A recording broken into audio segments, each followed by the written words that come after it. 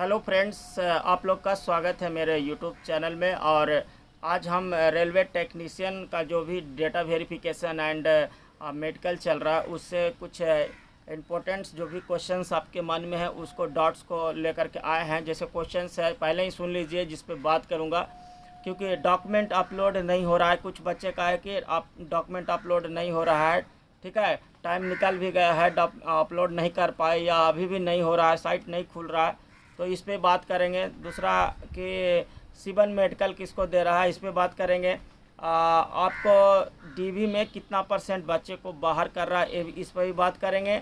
Medical में आपको कितना परसेंट बच्चे को पास कर रहा है, कितना बच्चे को फेल कर रहा है या बाहर कर रहा है, उस पर भी बात करेंगे, ठीक है। और आपको मेडिकल में क्या मिला, B1 मिला, C1 मिला, तो वो आपको कैसे पता करें, इस पर भी थोड़ा सा बात करेंगे, ठीक है फ्रेंड्स। तो सारा डॉट्स क्लियर करेंगे। और सबसे पहले आपको डॉक्यूमेंट अपलोड नहीं हो रहा है, इसका जवाब है कि वहाँ पे डॉक्यूमेंट अगर अपलोड नहीं हो रहा है तो वहाँ जाने के बाद भी आपको डॉक्यूमेंट पहले अपलोड कर देगा, उसके बाद आगे का प्रोसेस होगा।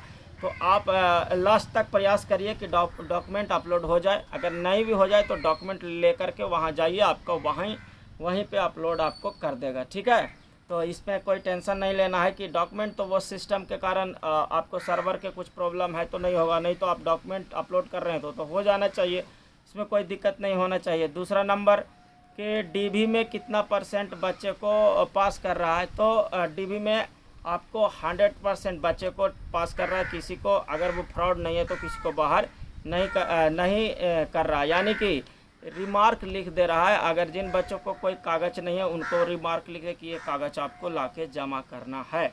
उसके बाद तो मान के चलिए कि डीवी में किसी बच्चे को बाहर नहीं कर रहा है, दोबारा मौका दे रहा है कि लेके आइए। हाँ, वो कागज़ जो टाइम दिए हैं उस टाइम पे वो नहीं लेके आएंगे तब उनका सीट खाली रह जाएगा, वो नहीं होगा उनका कोई पाई नहीं। यानी कि जो भी आपको डॉक्यूमेंट लाने के लिए रेलवे की तरफ से बोलेगा वो आपको कंपलसरी 100% आपको श्योर जमा करना है, ठीक है। तो ये चीज़ है। आपको अगला है कि मेडिकल में कितना पास कर रहा है, तो आप मेडिकल में 96-7% आपको पास कर दे रहा है, यानी 3-4% में डाउट है। 3-4% जो बच्चे बाहर हो रहे हैं उनको बाहर कर रहे हैं, यानी कि आप उनको माने फिट नहीं हो रहे हैं तो पहला अटैम्प्ट में या जो भी, तो उनको या तो C1 दे रहे हैं, ठीक है।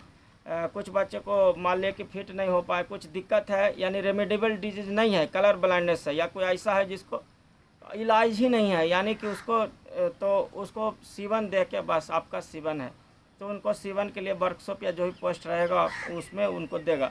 C1 दे रहा है, लेकिन जिनको रेमेडिबल डिजीज़ है, जैसे कोई हाइड्रोसिल का प्रॉब्लम कुछ है, तो उनको C1 नहीं दे रहा, उनको टाइम दे रहा है, आप ये जाइए ऑपरेशन करा के, चाहे जो भी आप ये करके फिट होके आइए, आपको B1 ही मिलेगा, कोई दिक्कत ना। आप रेमेडिबल डिजीज है तो आपको C1 नहीं देगा, वो टाइम देगा, आप उसको ओके करके आइए, फिर आपको जांच करेगा, फिर ओके ठीक है तो B1 में ही पास हो जाएगा।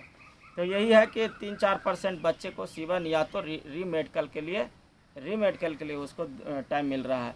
आपको एडमिट कार्ड अगर CBT का एग्ज़ाम दे उस समय नीचे वाला जो रिसीविंग होता है वो नहीं है तो उसके लिए कोई दिक्कत नहीं है, ठीक है। आपको पूछेगा, अगर पूछता ही नहीं है बहुत जगह, तो अगर कोई पूछ भी दिया तो आप उसमें एक एफिडेविट करा के दे दीजिए, काम हो जाएगा। कि किसी तरह कुछ रीज़न लिख के कुछ भी दे सकते हैं कि नहीं मिल पाया, कुछ बारिश आया भीग गया, कुछ ऐसा वैसा कुछ भी लिख सकते हैं, ठीक है। और आपको ये एक चीज़ और है कि आपको मेडिकल का क्या मिला, मेडिकल का जो B1 मिला, C1 मिला, कैसे पता, कुछ डॉक्टर ही वहाँ आपको सब में फिट हो जाए तो एहसास हो जाए, डॉक्टर भी अच्छा डॉक्टर रहते तो बता भी देते हैं कि पास है, ओके तुमको B1 मिला, क्या मिला, जो भी लेवल वो बता देते हैं। और नहीं बताए तो आपको जब साइन नीचे करिएगा लास्ट में, जो साइन करने टाइम आप फिट हो जाएगा। ऐसे अगर आपको बोले कि एक दिन बाद आइए तो फिर बाद आना है, ना कि घर चले आइए, ऐसा कुछ मत करिए। जब बुलाए लास्ट में आपको साइन ले लेगा, साइन करिएगा, तब समझिए आपका मेडिकल हो गया, ठीक है। और रीमेडिकल का कोई ऐसा रहेगा तो इशू तो आपको तो घर भेजेगा कि इसको करा के लेकर आइए, यानी समझिए कि रीमेडिकल मेरे को मिला है। और अगर रीमेडिकल नहीं मिला यानी कि आपको मेडिकल फिट हो गया, यानी B1 मिला चाहे जो C1 ही मिला, क्या मिला, तो उसको लास्ट में साइन करते समय आप देखिएगा नीचे उसका मेडिकल लेवल लिखा रहता है। बच्चे बोल रहा था कि B1 या C1 वहाँ पे लिखा रहता है, ठीक है। तो कोशिश करिए कि क्या मिला पूछने का, अगर ठीक है बताए तो बताए, नहीं तो आप देख लीजिएगा साइन करते हुए, वहाँ थोड़ा सा पढ़ लीजिएगा, आपको मेडिकल क्या मिला पता चल जाएगा। ठीक है। और किसी भी बच्चे को ये एक चीज़ ये अच्छा है कि बच्चे को बाहर नहीं कर रहा है, मान ली कोई कलर बनाने से और सीधे बोल रहा है कि घर जाओ ये जाओ, तो उनको एक चीज़ है कि सीवन में पास कर दे रहा है, तो उनके लिए खुशखबरी है कि एक अच्छा है। या किसी और तरह का कोई कट है, मतलब कि उंगली कटा हुआ है चाहे कुछ है, तो उनको B1 में मान लिया कि कर देगा। लेकिन अगर B1 में वो वर्किंग में थोड़ा प्रॉब्लम है कि नहीं उतना कर सकेंगे, डॉक्टर को ऐसा लगेगा कि नहीं ये B1 के लायक नहीं है, तो उनको भी C1 में ले जा सकता है। तो उसको C1 में ले जाके फिर वहाँ भी तो आपको बहुत सारे बच्चे जिनका थोड़ा सा ज़्यादा है, यानी कि अब मान लें कि 4 डायोप्टर तक है, -+4 डायोप्टर तक है अलाउड चश्मा में। अब किसी को 5 डायोप्टर माइनस है, ज़्यादा है, तो उनको तो B1 से निकाल के C1 में ही ले जाएगा। तो इस तरह का कुछ बच्चे हैं, तो उसको लिए एक अच्छा है कि उनको बाहर नहीं किया जा रहा है, उनको दूसरा में चांस दे रहा है। ठीक है। अब इसमें थोड़ा सा बच्चे C1 वाला पहले से ही ऑलरेडी हैं, तो उनको मन में यह होगा कि अरे कुछ लोग आ जाएगा तो मेरा सीट, तो वैसा कुछ नहीं होगा। आप सभी को 100% होगा रिजल्ट आओ, क्योंकि बहुत सारे आपको 100 में कम से कम 4-5 बच्चे एब्सेंट भी हैं। ऐसा बात नहीं है कि 100 बच्चे हैं तो 5-6 बच्चे एब्सेंट हैं, नहीं आए हैं DV के लिए, ये बात भी सही है। तो उसमें आपको ज़्यादा ये टेंशन नहीं लेना, आपको 100% आपका होगा। C1 वाला भी जितना भी है सबको हो जाएगा।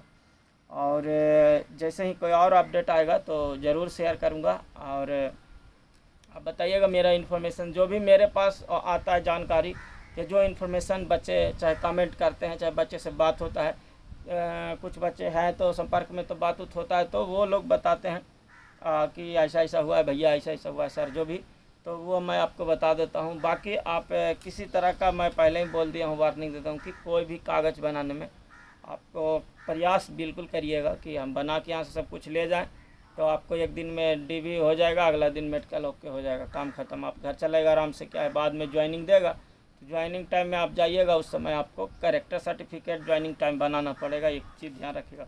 तो केस कचहरी से बिल्कुल लड़ाई झगड़ा से दूर रहिएगा, बच के रहिएगा, बस सही है।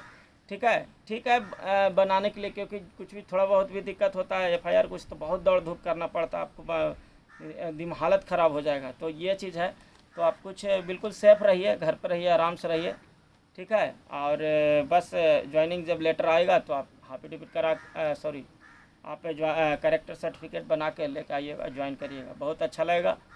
ठीक है। बाद में जाकर आप गांव में मिठाई बांटिएगा सबको। ठीक है, ज्वाइन करने के ठीक है, पहले आके ज्वाइन करिए आप लोग, सबको बहुत खुशी का बात है कि आप लोग का नौकरी हो रहा है, और लगभग सब बच्चे का हो जाएगा। जो भी DV में जो पास होंगे और मेडिकल में पास हो जाएंगे, उनको सबको हो जाएगा।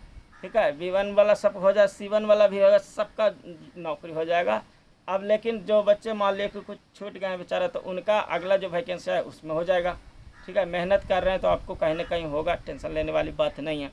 और बहुत सारे बच्चे ऐसा भी हैं, एक बच्चे तो ऐसा है कि मेरा ग्रुप D के हैं, कमेंट कर रहे थे कि मेरा ग्रुप क्या करें, जो NOC दे दिया है, ग्रुप D में है, और ELP में भी मेरा हो गया है, ट्रेनिंग में जाना है, लेकिन हम चाह रहे हैं कि इधर ट्रेनिंग में उधर जाना है या इधर DV भी करा रहे हैं। तो फिर वो बोल रहा है कि ELP में चल जाएंगे, बीच में ट्रेनिंग से फिर छोड़ के उनको थोड़ा दिक्कत होगा। एक बार NOC दिया है, फिर दोबारा ELP जाएंगे, ज्वाइन करेंगे, NOC वहाँ जमा कर देंगे, फिर वहाँ से छोड़ के फिर टेक्नीशियन आएंगे, फिर NOC दोबारा वो देगा, गड़बड़ का दिक्कत। मान ले कि कोई भी रेलवे एक ही डिपार्टमेंट आपको बार बार NOC देता रहेगा। अभी जस्ट दिया है 1 महीना, तो आप अपना अभी डिसाइड कर लीजिए कि आपको ELP जाना है कि टेक्नीशियन जाना है। ठीक है। तो बहुत सारे बच्चे के मन में रहता है, कंफर्म नहीं है। कुछ बच्चे टेक्नीशियन वाले और ELP दोनों मेरे साथ डिस्कस बैठते हैं, हम लोग सब बैठते हैं। कल भी पार्टी उटी हो रहा था तो स्टेशन मास्टर सब थे, सब पार्टी करते हैं। तो उधर वो बात कर रहा है, टेक्नीशियन वाला बोल रहे हैं, बच्चे बोल रहे थे, ELP को चिढ़ा रहे थे कि हमको नहीं रात में ड्यूटी करना है, हमको चैन वाला नौकरी करना है, ये आराम ये। ठीक है। तो टेक्नीशियन वाले को चिढ़ा रहे थे कि जाओ, ELP को चिढ़ा रहे थे कि आप जाओ अपना रात में ड्यूटी करो, रात भर जागो। तो अब ELP बोल रहे हैं कि मेरा शौक़ है कि ट्रेन चलाएं, हम तुम्हारे तरह ग्रीस नहीं डालें। तो सबका अपना अपना है, वो अपना पक्ष बोलेंगे, वो अपना पक्ष बोलेंगे। ठीक है, सब अपना दोस्ती फ्रेंडशिप है, तो थोड़ा होते रहता है, जो जिसमें कुछ कमी रहता है उसी को लेकर के उसको कमेंट करेगा ना। तो ऐसा होता है। लेकिन हम लोग सभी जितने आए एज ए फ्रेंड है, सब जितने हैं, मास्टर, स्टेशन मास्टर है, ट्रेन मैनेजर है, लोको ALP है, लोको पायलट है, टेक्नीशियन है, सब और ग्रुप डी सब बच्चे रहते हैं बैठे, तो शाम में सब मिलते हैं, चलो कुछ पार्टी हो जाए, कुछ जाते हैं, तो हमेशा एंजॉय करते हैं। Thank you so much friends. और कोई आएगा अपडेट ज़रूर आपको शेयर करेंगे जैसे ही कोई इन्फॉर्मेशन आएगा। और आपका क्या चॉइस है, टेक्नीशियन या ALP, अगर दोनों होता है तो क्या करिएगा आप ज़रूर बताइएगा अपना कमेंट में। ठीक है, thank you so much friends. मिलेंगे आपसे अगले वीडियो में। बहुत बहुत धन्यवाद।